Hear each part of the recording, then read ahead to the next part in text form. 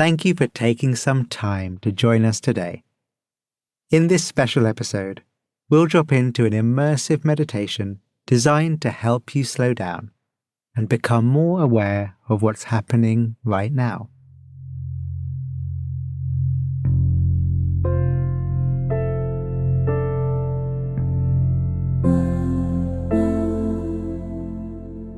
I once spent over 2 hours just watching a clock tick round. It was a round, white, fairly basic wall clock, hung in a room in Devon on the south coast of England. The clock was at one end of a room with lovely wooden floors. I walked up and down, a little bit slower than my normal pace, feeling the warm wood under my bare feet. The boards telling me its stories of the forest with every step. Just remembering that day, I can feel it now. And as I walked, my eyes were fixed on the clock, relaxed but steady. I turned my back as I walked away, and then we'd meet again, face to face, as I stepped towards it.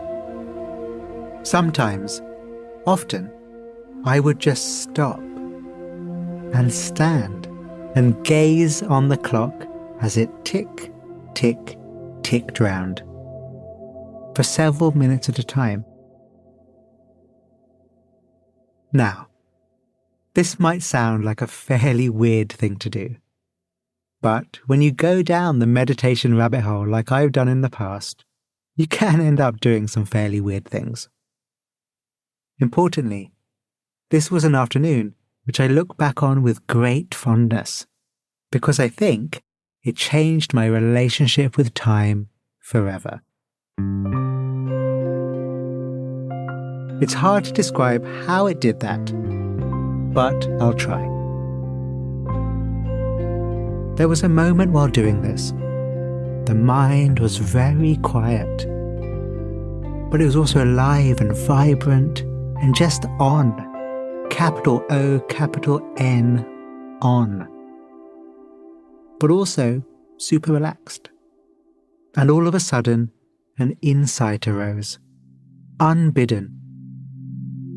Time is change. Time is change. What does that mean? I walked with that insight up and down, me and the clock, left and right. Time is change. Oh, time is change. Oh, time is just change. Time is not a thing. It's change. It's how we know change.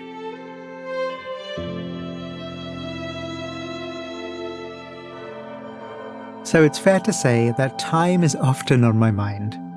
And it's especially so with 2024 being a leap year.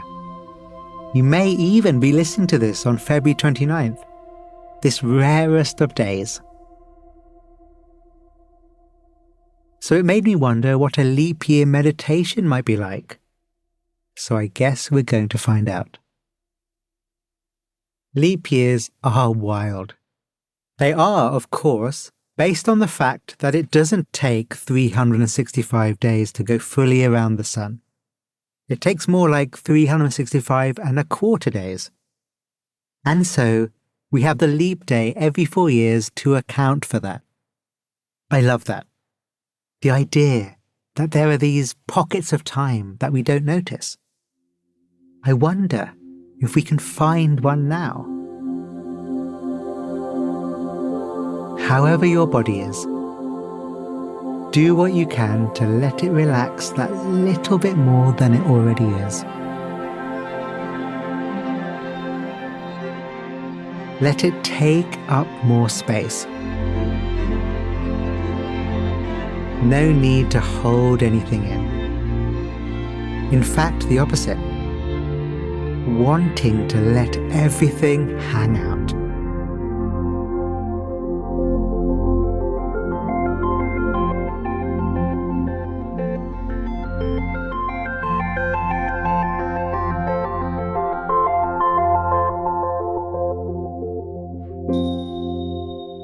With eyes open or closed, asking the question, what does time feel like here?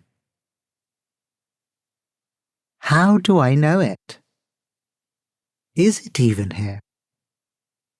Or am I currently in a pocket of time that no one knows about?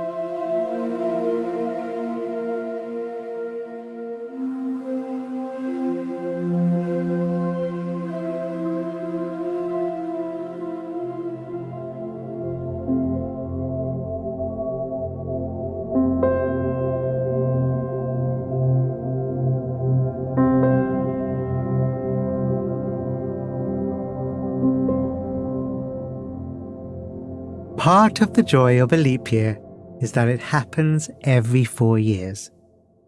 Also part of its joy is that it's not applied universally. Some calendars add it at the end of the year. Some use a leap month to keep all the days accounted for, which points to how arbitrary it is how we mark this thing called time. We use this whole 60 seconds in a minute and 60 minutes in an hour thing because of the Babylonians.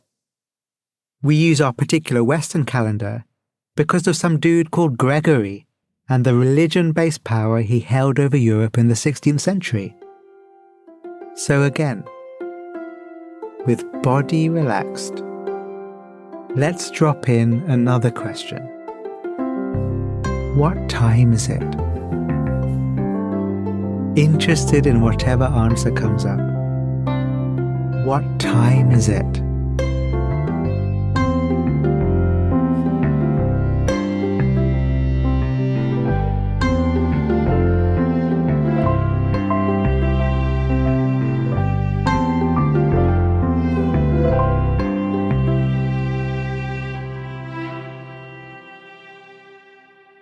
Letting another response arise. Softly asking the question, allowing the layers of answers to arise if they arise. What time is it?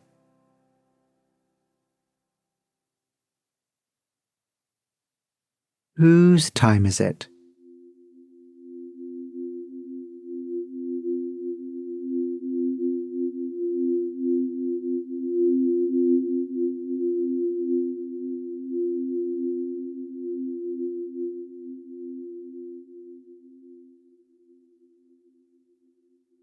Finally, in many parts of the world, a leap day is a time for celebration. So my final question for you is simple. What will you celebrate today? Most holidays have a theme already, but the leap day is a bit of a free hit to do something different, a chance to make your own tradition. So what's it going to be? We'd love to know, so do get in touch. And with that, I bid you farewell. Until next time, whatever that is.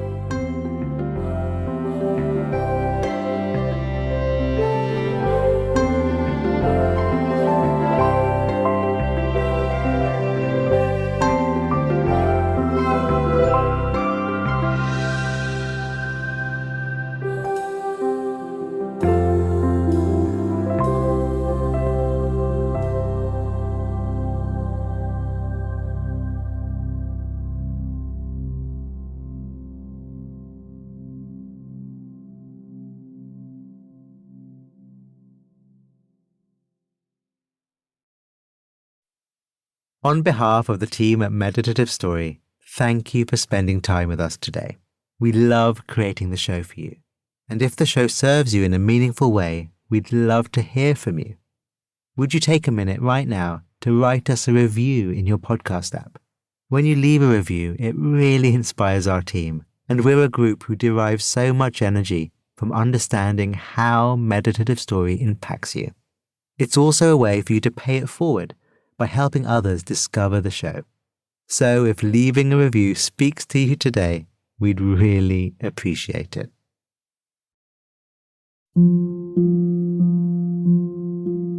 Meditative Story is a Wait What original. Our executive producer is Jay Punjabi. The series is produced by Dorothy Abrams.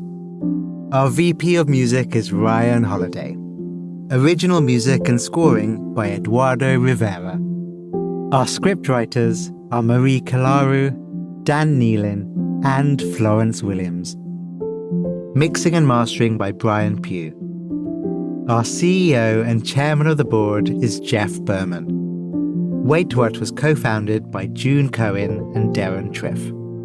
Special thanks to Sarah Tartar, Mariel Carricker, Kay Ruck, Nikki Williams, Tim Cronin, Sami Oputa, Luisa Velez, Colin Howarth, Brandon Klein, Brad Whirl, Timothy Luli, and Dave Fisher.